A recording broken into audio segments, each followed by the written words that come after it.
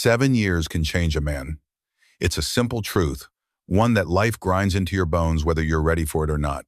7 years ago, I was Ethan Cole, a mechanic with a good reputation in the quiet town of Maple Creek, Ohio.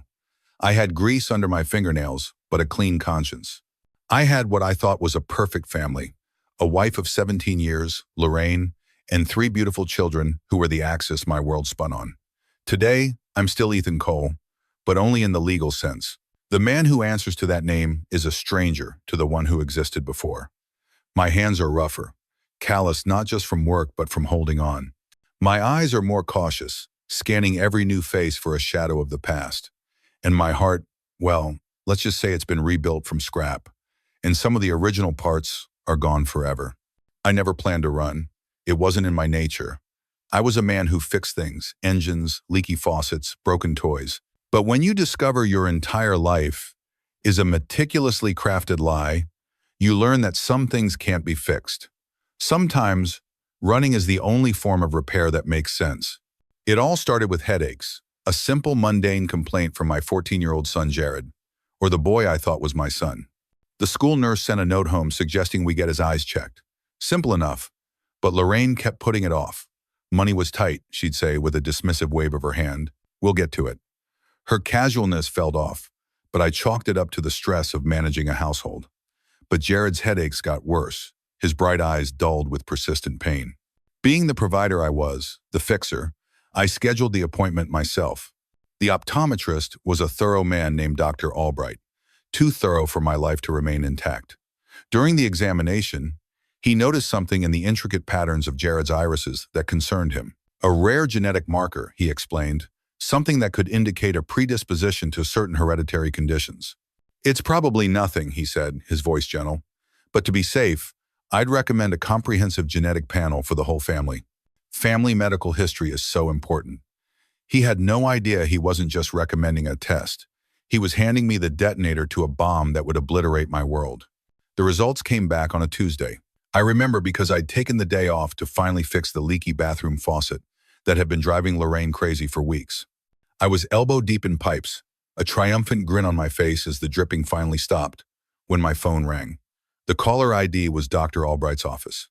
"Mr. Cole, this is Dr. Albright's office," a nurse said, her voice professionally sterile. "There's been, well, an irregularity with your family's test results. Could you come in today? The doctor would like to speak with you in person." The doctor's office was cold, not just the temperature, but the atmosphere. The way the receptionist avoided my gaze, the way the nurse led me to the consultation room with a look of profound pity. Dr. Albright, a balding man with kind, sorrowful eyes, sat me down and cleared his throat twice before he could speak. "Mr. Cole, Ethan," he began, steepling his fingers on his desk. "The genetic markers we tested for. There's no easy way to say this." He slid a paper across the polished wood toward me. It was a dense page of numbers and scientific jargon, but one line was highlighted. "You are not Jared's biological father." I laughed. I actually threw my head back and laughed right in his face. It was a hollow, desperate sound that echoed in the quiet room. "That's impossible," I said, shaking my head. "There must be a mistake. You've mixed up the samples." "Doctor," Albright's kind eyes didn't waver. "We ran the test twice, sir, after the first result. The probability of non-paternity is 99.9998%. I am very, very sorry." The drive home was a blur. My hands gripped the steering wheel so tight my knuckles were bone white. The familiar streets of Maple Creek seemed alien. The houses like cardboard cutouts in a life that was no longer mine. 17 years of marriage. 14 years of raising a boy I adored, teaching him to ride a bike, helping him with his homework, cheering at his baseball games. Every memory was now tainted, a scene from a movie where I was the only one who didn't know the script. How many other lies had I swallowed like daily vitamins? Lorraine was in the kitchen when I got home, chopping vegetables for dinner as if it were any other day. The rhythmic thud of the knife on the cutting board was the only sound in the house. She hadn't been living a lie for over a decade. She had been the lie. "How long have you known?" I asked. My voice was unnaturally calm, a quiet hum over the roaring engine of my rage. She didn't turn around. "Known what, Ethan?" "That Jared isn't my son." The knife stopped mid-chop. Her shoulders tensed, then slumped in a gesture not of remorse, but of weary resignation. When she finally turned to face me, her expression held no guilt, no sorrow. It was annoyance, pure, unadulterated annoyance, as if I had discovered a hidden credit card bill, not the fundamental deception of our entire life together. "How did you find out?" she asked, her voice sharp, like I was the one who had committed an indiscretion. "The genetic test. Answer my question, Lorraine. How long?" She sighed, setting the knife down with a clatter.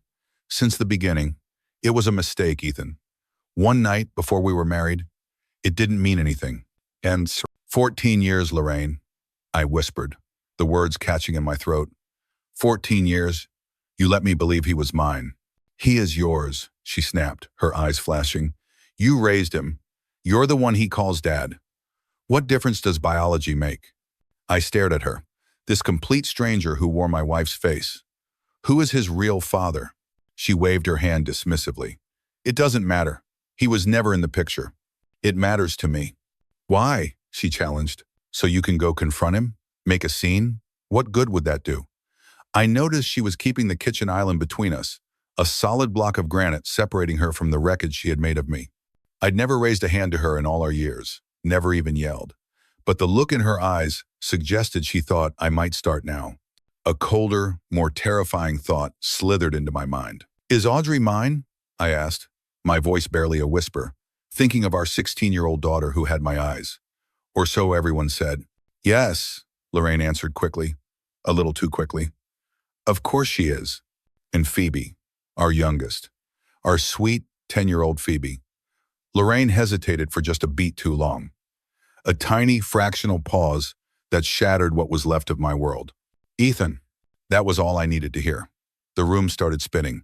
2 of my 3 children, the very foundation of my identity as a father and a husband, was a sham. "I want another test," I said, my voice shaking with a rage I didn't know I possessed. "For all of them. For Phoebe." "Don't be ridiculous," she hissed. "What would that prove? You're their father in every way that matters." I slammed my fist on the counter, the sound like a gunshot in the silent house. She jumped, her eyes wide with fear for the first time. "Every way except the truth." Did you ever plan to tell me?" I roared, the calm finally breaking. "Or was I just supposed to go to my grave not knowing I'd raised another man's children?" "Keep your voice down," she spat. "They'll hear you. Let them hear. Let them know their mother has been lying to everyone for their entire lives."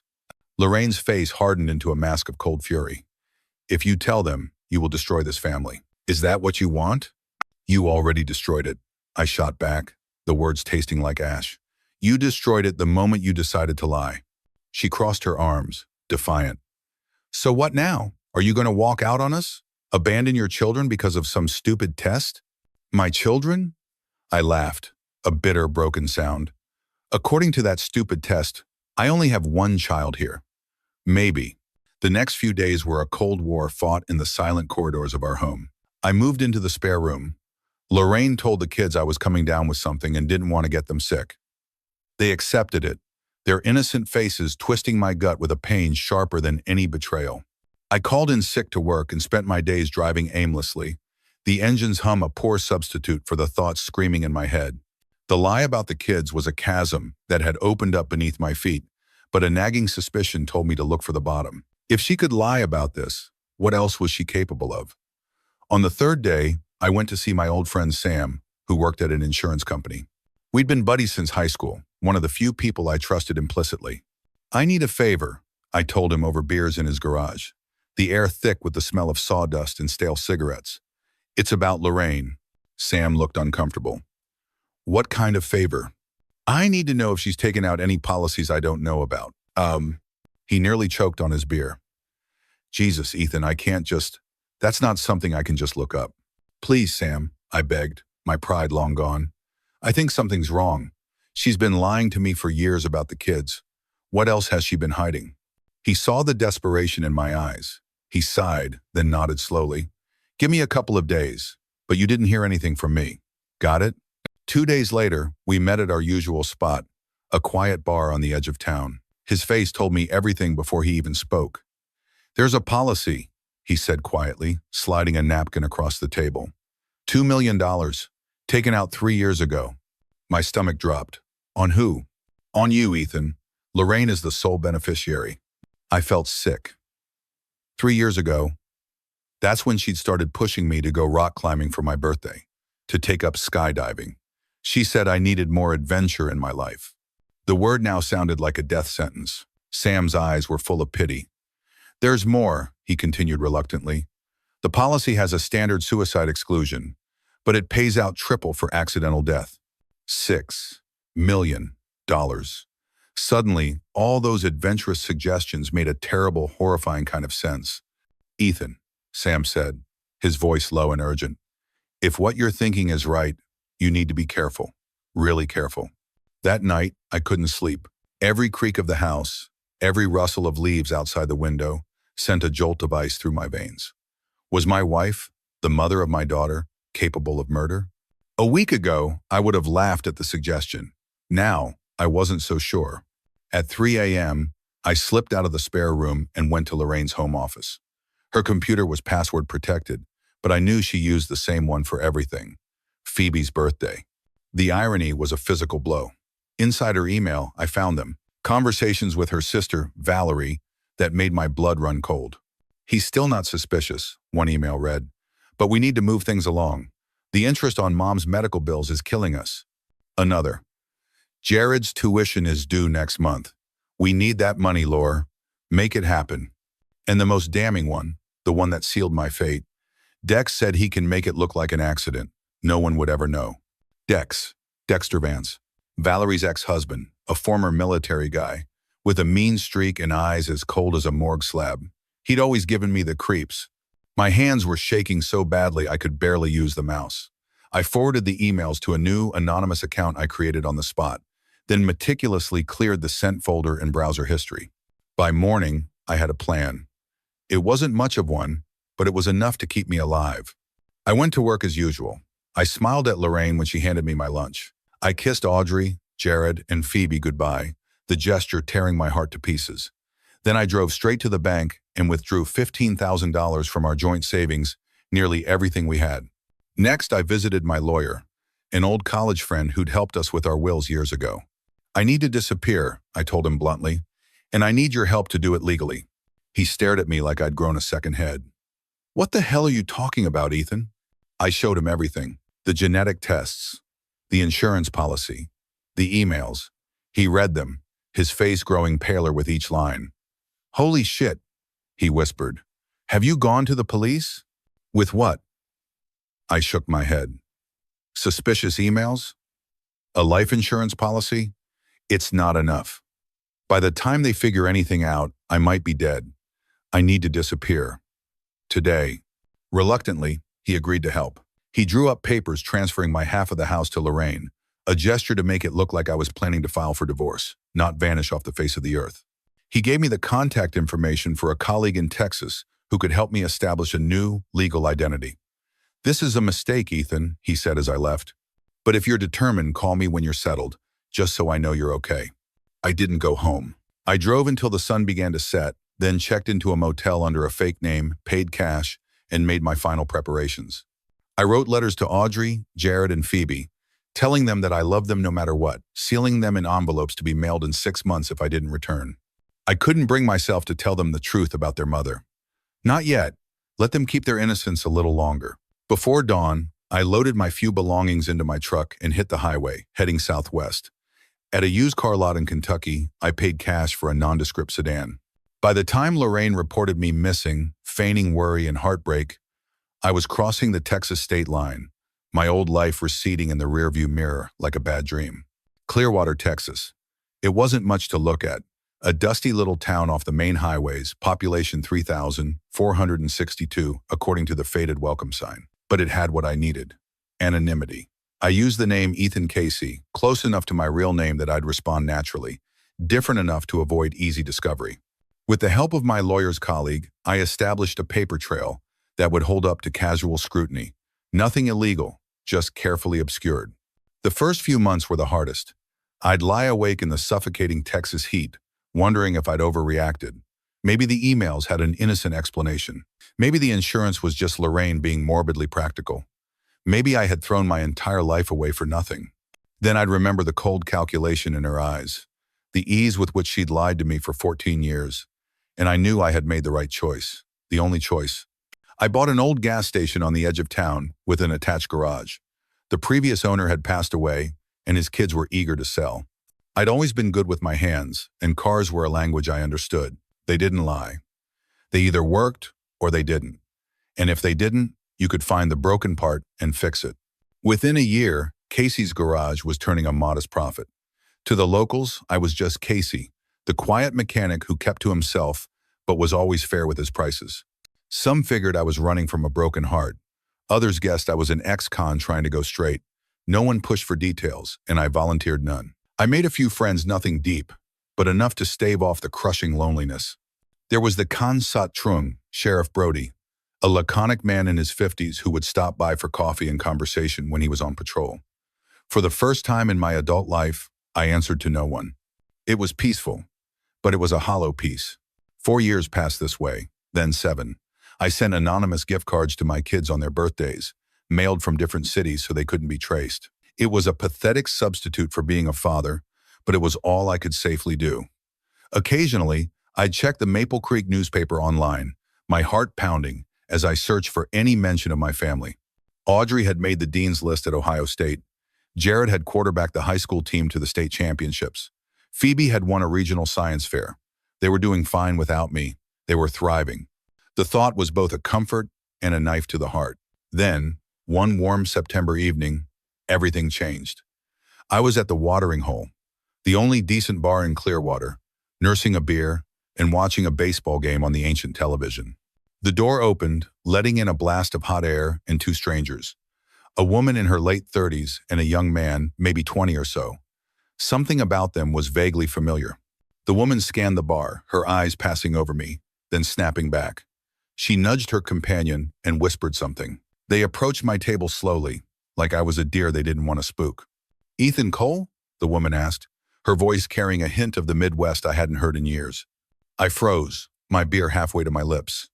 "You've got the wrong guy," I said automatically. "Name's Casey." She smiled sadly. "No, it's not. You're Ethan Cole from Maple Creek, Ohio. I'd know you anywhere. You haven't changed that much." I studied her face, and then it clicked, like a rusty lock, finally giving way. "Valerie," I said flatly. "Lorraine's sister." She nodded. "And this is Jared." I looked at the young man beside her. The boy I'd raised for 14 years was now a man. He was taller, broader in the shoulders. His face had lost its childish roundness, but his eyes were the same. Lorraine's eyes, not mine.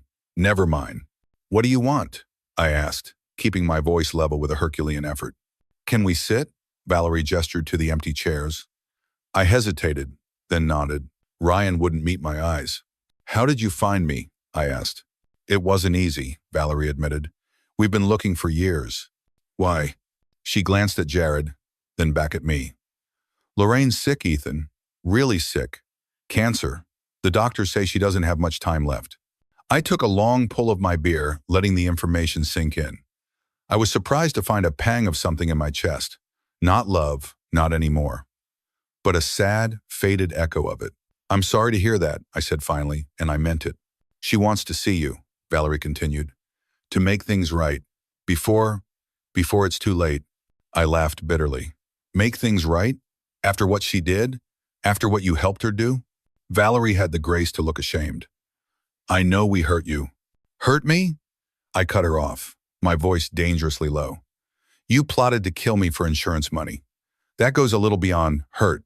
Jared's head snapped up. His eyes, wide with confusion, darted between us. "What are you talking about?" I looked at him, really looked at him. The confusion was genuine. She'd never told him. "She said you had a midlife crisis," Jared said slowly, "that you ran off with some woman you met at work." I shook my head, a profound sadness washing over me. "There was no other woman, Jared. There was just your mother trying to have me killed so she could collect on a $6 million life insurance policy." Valerie's face had gone pale. "That's not true. Lorraine would never—" "Save it," I interrupted. "I saw the emails, Valerie, between you and her, planning with Dex to make it look like an accident." Jared looked at his aunt, his face a mask of disbelief. "Mom said you abandoned us, that you didn't want to be a father anymore." "I never abandoned my children," I said firmly, my gaze locked on his. "I loved you, all 3 of you, more than anything. I ran because I was afraid for my life. But why would Mom want to hurt you? Jared pressed, his voice breaking. I hesitated. This wasn't how I'd ever imagined this conversation. Jared, I said gently, there's something else you need to know, something I found out right before I left. I looked him straight in the eye. According to a genetic test we took, I'm not your biological father. The color drained from his face. That's a lie. I wish it were, I said quietly. The test also showed I'm not Phoebe's father either. Only Audrey is biologically mine. Jared turned to Valerie, his expression pleading. Is this true? Valerie's silence was answer enough. He stood up abruptly, his chair scraping loudly against the floor. I need some air, he muttered, and strode out of the bar. After he left, a tense silence fell between Valerie and me. She eventually slid a business card across the table. We're at the roadside motel, room 14. If you change your mind about seeing Lorraine. She stood to leave, then paused. For what it's worth, I never knew about any plot to hurt you. If Lorraine was involved in something like that, it wasn't with my knowledge. I saw the emails, Valerie, I said, my voice like stone. Your name was all over them. She just shook her head and walked out. As I drove home, my mind raced. If Lorraine was really dying, why send them? Why not Audrey, my actual daughter? And how had they found me after all these years of careful hiding? I pulled out my burner phone, the one I kept for emergencies, and dialed the number I hadn't used in 7 years. Tom, I said when my lawyer answered, his voice groggy with sleep. It's Ethan Cole. They found me. I explained the situation. Tom was silent for a moment. Ethan, there's something you should know. My firm was broken into about 3 months ago. Only my office was targeted. Files were taken, including yours. A cold dread washed over me.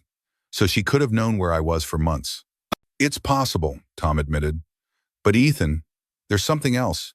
It's about my colleague in Texas, the one who helped you set up your new identity. He died, Ethan, about a year after you left. A single car accident on a deserted road. No witnesses. My blood turned to ice. My carefully constructed world was a house of cards, and the big bad wolf was at the door. So they could have been tracking me for years, I whispered. It seems likely, Tom said. But if that's true, why wait until now to approach you? The question hung in the air long after we hung up. I was tired of running, tired of looking over my shoulder. It was time to stop being Ethan Casey, the ghost. It was time for Ethan Cole to fight back. Instead of packing a bag, I sat down at my laptop. By dawn, I had my answer. I found news articles from Maple Creek. Lorraine wasn't dying of cancer. In fact, she had recently gotten engaged to a prominent lawyer named Robert Winters, a man specializing in estate planning and insurance claims. The pieces started to fall into place. The next morning, I closed the garage, leaving a sign on the door, and made a call I should have made years ago. I called Audrey. When she answered, her voice was cautious, hesitant. Audrey, it's Dad. There was a sharp intake of breath, followed by a muffled sob. Dad? Oh my God, Dad, is it really you? We talked for over an hour. I told her a condensed, careful version of the truth, and she in turn told me hers. She had never believed Lorraine's story. She always knew I wouldn't just abandon them. Her husband, Griffin Hayes, was a detective with the Houston PD. For years, they had been quietly digging, trying to find me, trying to uncover what had really happened. Dad, it's worse than you think, Audrey said, her voice trembling with anger. Mom and her fiancé, Robert, they filed a petition last month to have you declared legally dead, so she can collect on the insurance. I finished, the puzzle now complete. Yes, the 7-year mark is next week. That's why Valerie and Jared are there. They weren't sent to bring you back for a deathbed reunion. They were sent to confirm you were still alive. If you were, they needed to get you out of the picture for good before that hearing. The bait. I was the bait in a trap I hadn't even known existed. But now I knew, and I was going to turn their trap back on them. Audrey, I said, a new resolve hardening my voice. I need you and Griffin to come to Clearwater. Now, we're going to end this. The reunion with Audrey was a storm of tears and hugs that washed away 7 years of pain. Meeting my son-in-law, Griffin, felt strangely natural. He was a sharp, no-nonsense cop with intelligent eyes that missed nothing. He had brought a folder with him, and as he spread the documents on my small kitchen table, the full scope of Lorraine's depravity came into view. She had taken out loans in my name, maxed out credit cards, and even tried to sell my half of the house. She had systematically drained the college funds I'd set up for the kids and bled my own parents dry by convincing them to let her manage their finances. "We need to move quickly," Griffin said, his expression grim, "and we need local help." "I know who to call," I said. Sheriff Brody listened to the whole sordid story in his office, his face impassive. When I finished, he leaned back in his chair, fixing me with a penetrating look. "So, you've been living under a false identity in my town for 7 years, Casey? Or should I say, Cole?" "I have," I admitted. He sighed, a long, weary sound. "All right, I'm in. What's the plan?" Griffin laid it out. "We'd use me as bait to catch whoever they sent to handle the accident. We'd let Valerie and Jared know I was willing to meet Lorraine, but only on my terms, at my house, with Sheriff Brody present. Meanwhile, we'd watch." Griffin, a true professional, installed small, discreet cameras around my property, covering all approaches to the house and garage. That evening, I called the number Valerie had left. Jared answered. I told him I'd reconsidered and would see his mother. He was overjoyed. I could hear him relaying the news to Valerie in the background. Then Valerie came on the line, her voice smooth as silk. She tried to convince me to meet in Houston, a neutral location. I refused. My house, my terms. Take it or leave it. She reluctantly agreed, saying it would take a few days to arrange medical transport. We didn't have to wait long. That night, around 3 a.m., one of Griffin's cameras picked up movement near my garage. A figure in dark clothing was crouched by my truck, paying close attention to the brake lines. That's our guy, Griffin whispered as we watched the live feed on his laptop. Should we call Brody? I asked, my heart pounding. Griffin shook his head. Not yet. Let him finish. Let's get all the evidence we can.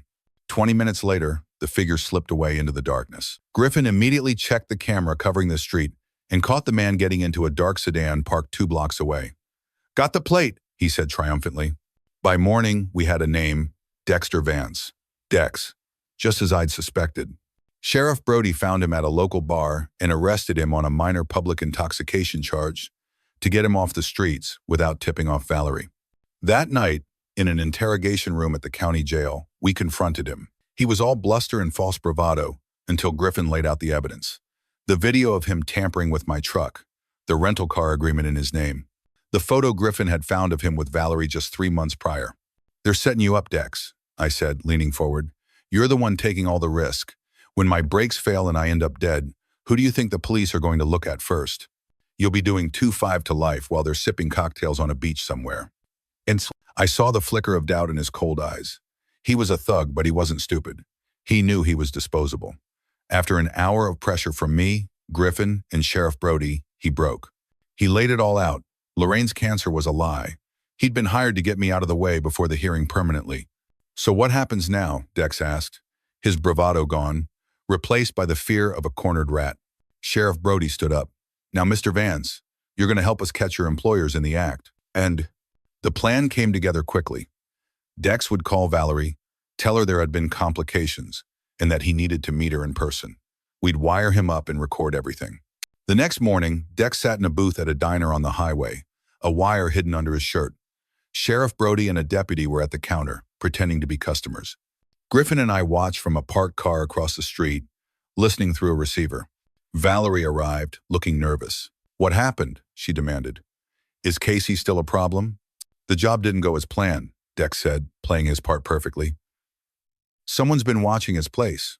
The local sheriff's been sniffing around. We listened as Valerie's panic turned to cold fury. We listened as she agreed to pay Dex an extra $500,000 from the insurance payout. And we listened as she confirmed, in her own words, that killing me had been Lorraine's idea from the beginning, both 7 years ago and now. Trust me, she said, her voice dripping with venom through the receiver. She won't shed any tears over Ethan Cole. We've got her, Griffin said quietly, his hand on my arm. We've got them all. The finale was a whirlwind of coordinated chaos. While Sheriff Brody's deputies moved in to arrest Valerie as she left the diner, Griffin was on the phone with his contacts back in Ohio. The hearing to declare me legally dead was scheduled to begin in less than an hour. Audrey was already there. She kept us updated via text messages that felt like dispatches from a battlefield. 10:01 a.m. Hearing started. Mom just testified she hasn't heard from you in 7 years. Said she has no reason to believe you're alive. Perjury. 10:15 a.m. Judge asked her to confirm one last time. She did. Robert is smiling. 10:17 a.m. My turn. I've been called as a witness. 10:20 a.m. Just told the judge my father is alive and well in Texas, and that I have a recording of his wife and sister plotting to murder him. You should see their faces. 10:22 a.m. Judge has suspended proceedings. Prosecutor is moving in. They're being arrested. Right now. In the courtroom. I close my eyes, a wave of emotions washing over me. Relief so profound it felt like pain, vindication, and an unexpected twinge of sadness for the woman I had once loved, the mother of my daughter, now being led away in handcuffs. The aftermath was both simpler and more complicated than I'd anticipated. With the overwhelming evidence, Dex's testimony, Valerie's recorded confession, the fraudulent court petition, the legal case was airtight. Lorraine, Valerie, and Robert Winters faced a slew of charges, from insurance fraud and perjury to conspiracy to commit murder. But rebuilding a life was harder than winning a court case. I had a business to transition, a legal identity to reclaim, and relationships fractured by 7 years of silence and lies. The children I had left were now adults. The daughter who fought for me was a married woman. The son who thought I'd abandoned him was a stranger. The daughter whose paternity was a question mark was a young woman I barely knew. I stayed in Clearwater, navigating the legal maze with Sheriff Brody's help. The town that had been my sanctuary now knew my story, and to my surprise, they embraced me. They weren't interested in the scandal.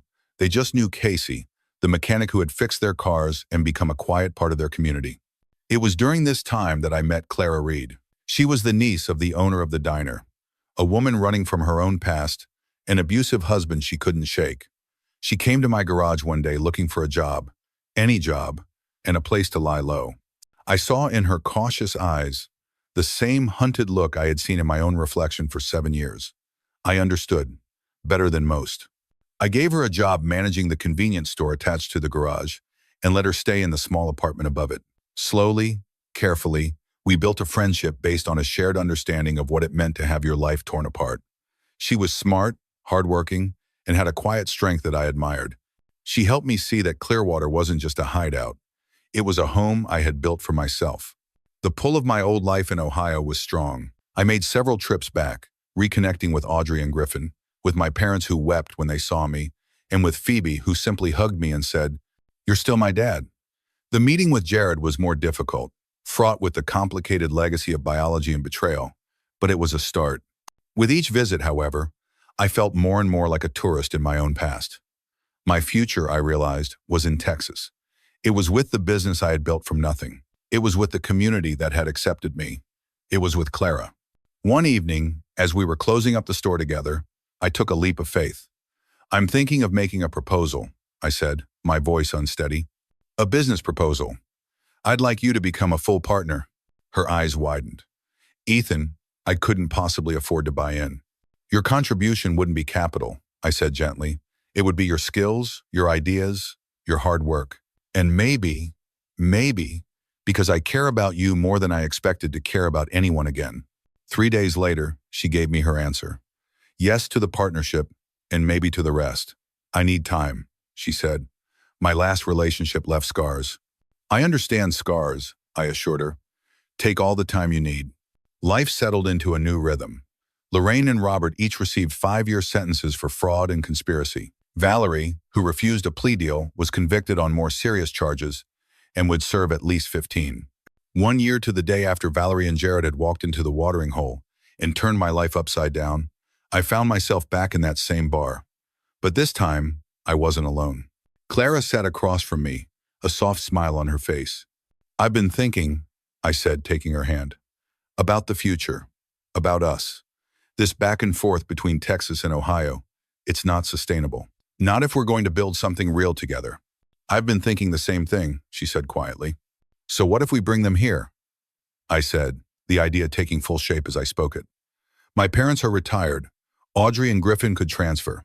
Phoebe is looking at marine biology programs for college. I want to stop living a divided life. I want to build a future with you, right here, but I want my family to be part of it." I reached into my pocket and pulled out a small velvet box, especially if they had a wedding to attend. Her hand flew to her mouth as I opened the box. "Ethan, I've spent 7 years of my life hiding. I said, my voice thick with emotion. I don't want to waste another day, not showing you how much I love you. I slid from my chair and knelt beside her. Clara Reed, will you marry me? Her smile was like sunrise after the longest night. Yes, she whispered. Yes, to all of it. 2 months later, my parents' moving truck arrived in Clearwater, followed closely by Audrey, Griffin, and my baby granddaughter, Lily. Phoebe had been accepted to the marine biology program at Texas A&M, just a 2-hour drive away. Even Jared came for the wedding, his presence a tentative but hopeful step toward reconciliation. We held the ceremony in our backyard, under a canopy of Texas stars.